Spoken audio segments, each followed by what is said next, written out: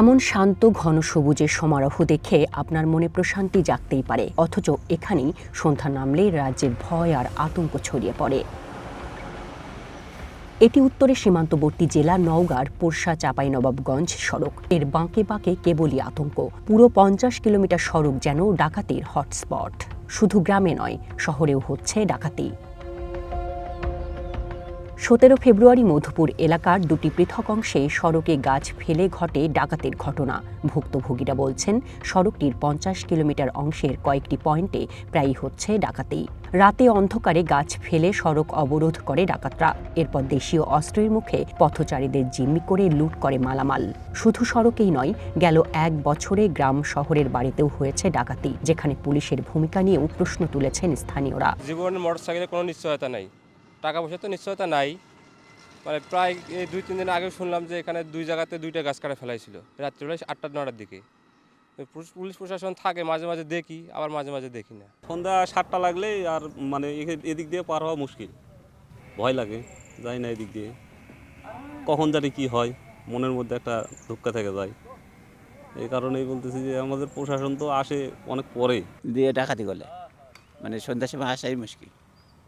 এই জন্য মনে করেন ভয়, আমার বাড়ির সামনেই যে পাকে সন্ধ্যা হলে আসা যায় না। রাত 9টার পরে এই রাস্তাতে যেতে ভয় করে, ডাকাতের ভয়। মানে রাস্তার পাশে হলো আমের গাছ, জঙ্গল, রাস্তায় ডাকাতি করে বাগানে নেমে যায়। হাতি খোঁজায় সামনে একটা রাস্তা আছে, আমি বিলে জমি আবাদ করতাম আর কি। ওই রাস্তা দিয়ে আমি আসছি, আসার পথে দেখি সামনে পুলিশ দেখে আমি আসলাম। হ্যাঁ, পুলিশ ডিউটি করছে, আমি ওভারটেক করে আসছি। আসার পরে আমাকে অ্যাটাক করছে ডাকাত 9 জন।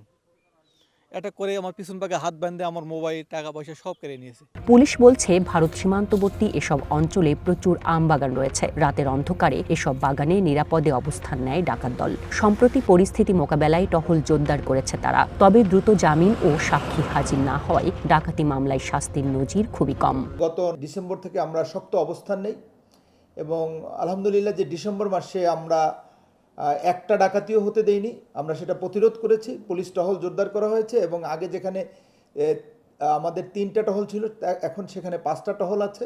বাট এই ধরনের ডাকাতি প্রতিরোধে নওগাঁ জেলা পুলিশ সর্বাত্মকভাবে তৎপর আছে। ডাকাত ধরা পড়ে বারবার তারা বাহিরে আসছে, জামিন নিচ্ছে এবং বিচার হয়ে, আমার জানা মতে, আমি একজন অ্যাজ এ লয়ার আমি দেখেছি, বিচার হয়ে ডাকাতদের শাস্তি হওয়ার অংশটা অত্যন্ত কম। এটা খুব কম, খুবই কম যে একটা ডাকাতের শাস্তি হয়েছে।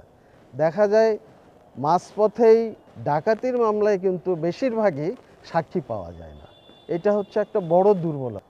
আর একদম অ্যাট লাস্ট বলতে গেলে সত্য কথা, সাক্ষীর অভাবে কোনো ডাকাতের শাস্তি হয় না। কেবলমাত্র পুলিশের হিসেবেই গত 1 বছরে ডাকাতির ঘটনায় মামলা হয়েছে 19টি। আসামি গ্রেপ্তার হয়েছে 81 জন। One national desk.